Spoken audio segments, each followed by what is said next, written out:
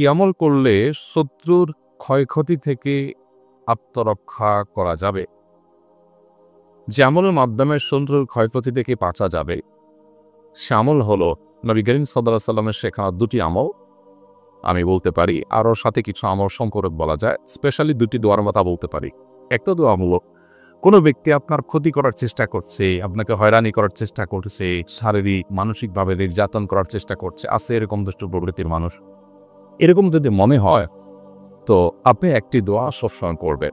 নবী করিম সাল্লাল্লাহু আলাইহি ওয়াসাল্লাম কোনো ব্যক্তি তার ক্ষতি করতে পারে এরকম আশঙ্কা বোধ করলে তার ক্ষতি থেকে বাঁচার জন্য দোয়া করতেন। দোয়াটা বলো, আল্লাহুম্মা ইন্না নাজআলুকা ফি নুহুরিহিম ওয়া নাউযু বিকা মিন শুরুরিহিম। আল্লাহুম্মা ইন্না নাজআলুকা ফি নুহুরিহিম ওয়া নাউযু বিকা মিন শুরুরিহিম। অর্থাৎ, হে আল্লাহ, যারা আমার ক্ষতির চেষ্টা করছে, শত্রুতা করার চেষ্টা করছে, তাদেরকে উপযুক্ত শাস্তি দিয়ে দমন করার জন্য, তাদেরকে শেষ করার জন্য আমি আপনার কাছে দায়িত্ব অর্পণ করলাম। আপনি মেহেরবানি করে আমার হয়ে আপনি তাদেরকে উপযুক্ত শাস্তি দিন, তাদের থামিয়ে দিন, তাদেরকে দমন করুন, তাদের শেষ করুন।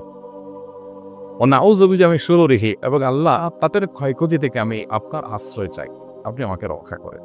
নবী করিম সাল্লাল্লাহু আলাইহি ওয়াসাল্লামের এই দোয়াটা খুবই অর্থবহ একটা দোয়া।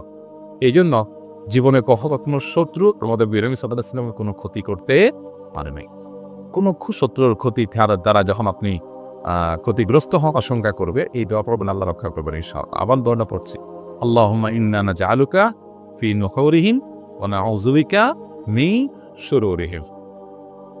আর আরেকটা দোয়া আছে যেটা কোরআনে বর্ণিত হয়েছে, যেটা উহুদ যুদ্ধের পর গজওয়ে হামরাউল আসাদের সময় মদিনার মুনাফিকরা মুসলমানদের মধ্যে একটা ভয় ঢুকাই দিল যে মক্কার মুশরিকরা তারা আবার সমবেত হচ্ছে এবং তাদেরকে সর্বগ্রাসী আক্রমণ করে শেষ করে দিবে। এমনিতে মুসলমানরা উহুদ যুদ্ধে নবী করিম সাল্লাল্লাহু আলাইহি ওয়াসাল্লামের একটা গাইডলাইন থেকে একটু গোজের ভুল থেকে সরে যাওয়ার কারণে যখন পর্যদস্ত হয়েছে, ৭০ জন সাহাবী শাহাদাত বরণ করেছে, অনেকে আহত হয়েছে, স্বয়ং নবী করিম সাল্লাল্লাহু আলাইহি ওয়াসাল্লামের দাঁত মোবারক ভেঙেছে, রক্তাক্ত হয়েছে, অনেক সাহাবীরা আহত হয়েছে, অনেকে শাহাদাত বরণ করেছে।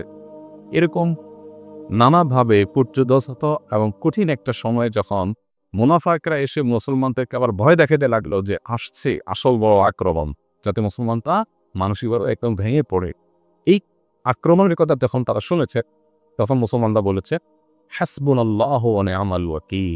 কি বলেছে? হাসবুনাল্লাহু ওয়া নি'মাল ওয়াকিল, অর্থাৎ আল্লাহ আমাদের জন্য যথেষ্ট। যেই আসুক না কেন আমাদের ক্ষতি করার জন্য, আল্লাহ আমাদের জন্য যথেষ্ট, এবং তিনি সঞ্চিত উত্তম কর্মবিধায়ক, আমাদের